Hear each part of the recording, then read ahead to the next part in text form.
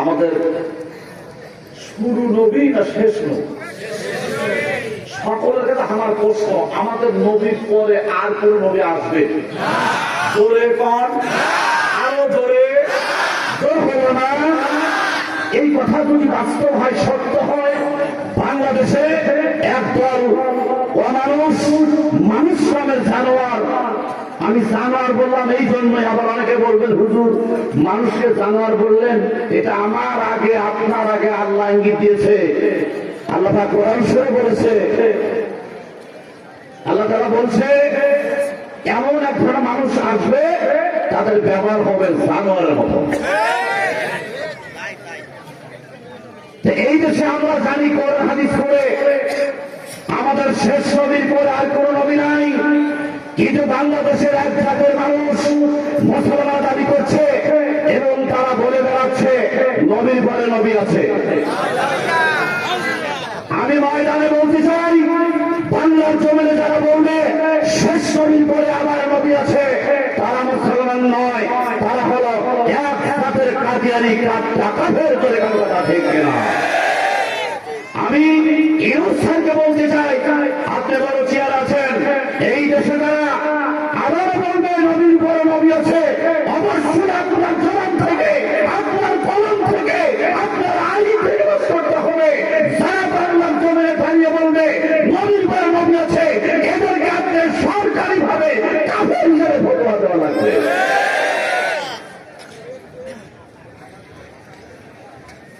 মুহাম্মদ রাসূলুল্লাহ সাল্লাল্লাহু আলাইহি ওয়াসাল্লাম আমাদের নবী। আমাদের কি নবী? যত সাহাবী ছিলেন, আপনার কাছে আমার প্রশ্ন হতো, যত নবীর সাহাবী ছিল তার মধ্যে এক নম্বর সাহাবীর নাম কি? বলুন, এই সাইডে বলেন। সবাই বলতে আবু বকর। আচ্ছা, ওরা নাম কি খালি আবু বকর? হাই আল্লাহ, কত দেখলাম আবু বকর নাম, ওমর নাম, সারা 16 বছর ভর্তি করতে। তাহলে কি আবু বকর হলো? আমি যার কথা বলছি ভাই, নামটা সাইজ মতো বলা লাগবে, নাম তোদের বেশি না হয়। আমি যার কথা বলছি ইনি হলো সিদ্দিক আকবর, হযরত আবু বকর সিদ্দিক রাদিয়াল্লাহু তাআলা আনহু। একটু চিৎকার দিয়ে বলেন সুবহানাল্লাহ।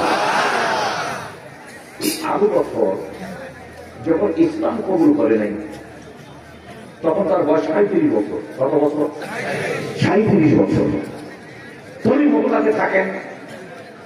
ছোটা থেকে চিন্তা করলেন যে এইভাবে মক্কাতে থেকে লাভ নাই, ব্যবসার উদ্দেশ্যে সামদেশে যাই।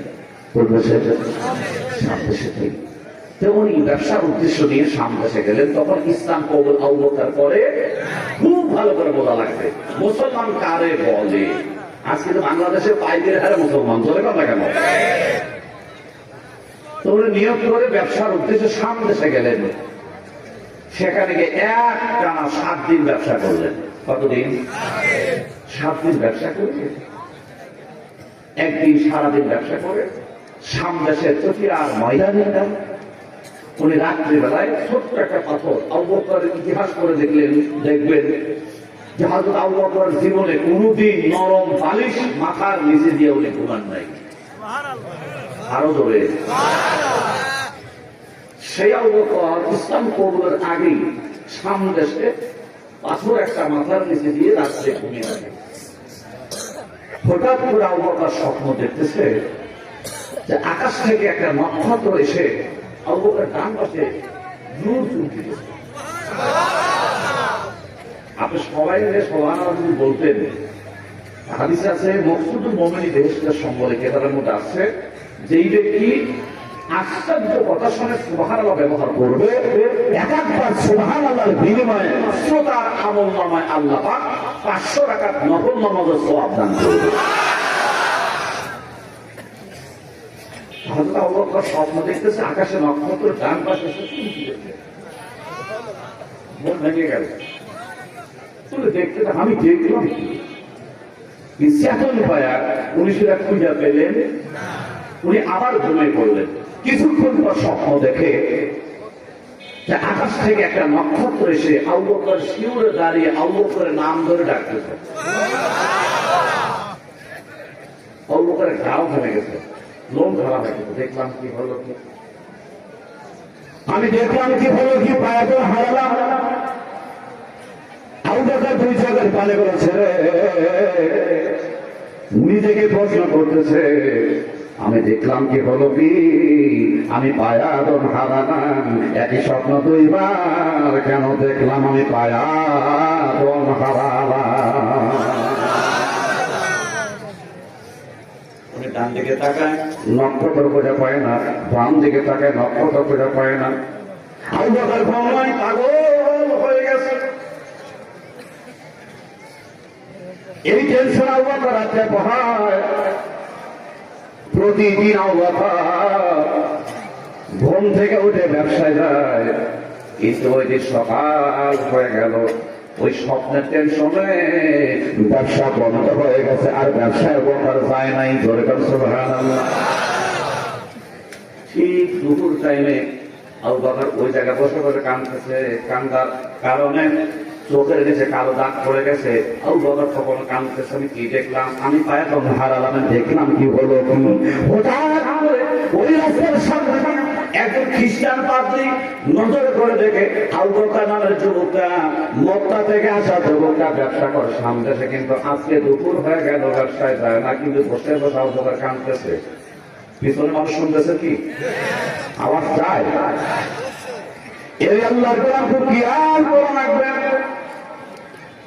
আবু বকর চিন্তা কাঁদতেছে, খ্রিস্টান পাদ্রী জিজ্ঞেস করতেছে, আবু বকর ভাই, আমি প্রতিদিন এই সকালবেলা তোমার দিকে ব্যবসায় যাও, কিন্তু আজকে দুপুর হয়ে গেল ব্যবসায় যাও না, চোখের পানি ছেড়ে কাম করছো, আমি দেখতেছি চোখের নিচে কালো দাগ পড়ে গেছে, ক্ষুধার কারণে এই পেটের চামড়া গুলো পিঠের সাথে লেগে গেছে। আবু বকর ভাই কি সমস্যা, আমি পাগলি, আমি তোমার কাছে জানবার চাই, একবার চিৎকার দিয়ে বলেন মারহাবা।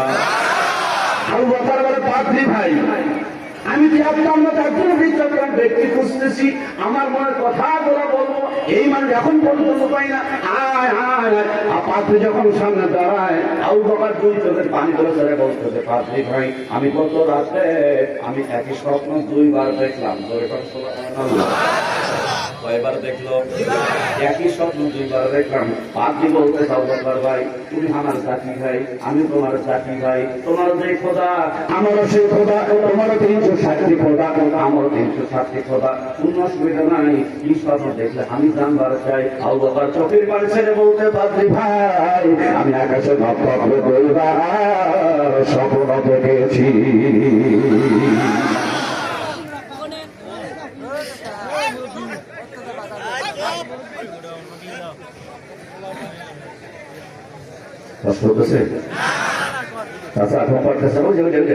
মাথা নিচে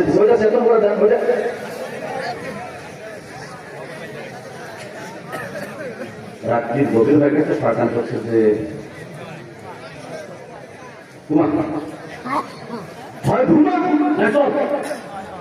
আপনারা বলুন তো, শয়তান আমাদের বন্ধু না শত্রু? এই শয়তান আল্লাহর কাছে একটা বলতেছে, আল্লাহ তোমার কাছে একটা আবেদন করি, কোনদিন কিছু চাইলে আজকে চাচ্ছি। আল্লাহ কিন্তু কি রে, আমার 4টা ক্ষমতা দেওয়া লাগবে। কয়টা ক্ষমতা?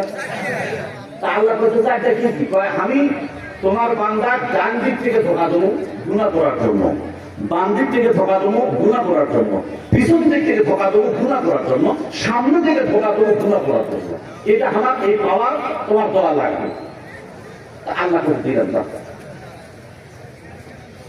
কয়টা দিল? এখন পায়া সাগান করছে, আল্লাহ বিপদে বলে গেলাম। আচ্ছা বলো তো, আল্লাহ তো বিপদে পড়ার মান সেই দেখা, আল্লাহ তো কিসের বিপদ দেয়? করছে যে আল্লাহ তোমার বান্দা তার দিক থেকে ধোকা দিয়ে গুনাহ করার ধারণটা আমার দিলে, তা আমি দেখছি যে তোমার বান্দা একটাও জান্নাতে যাবে না, কখন যাবে কথা আমাকে, আমি 4 দিক থেকে গুনাহ করবো, এই মানুষ তো একটাও জান্নাতে যাবে না। আল্লাহ পাগলা, দিক তো 4টা না হলে দিক হলো 6টা। সবাল্লা পাবেন না তো হতো 4টা দিন, আমি 2টা রাখলাম। এখন 6টা সাইড বলতেছে, পিছন সামনে কয়টা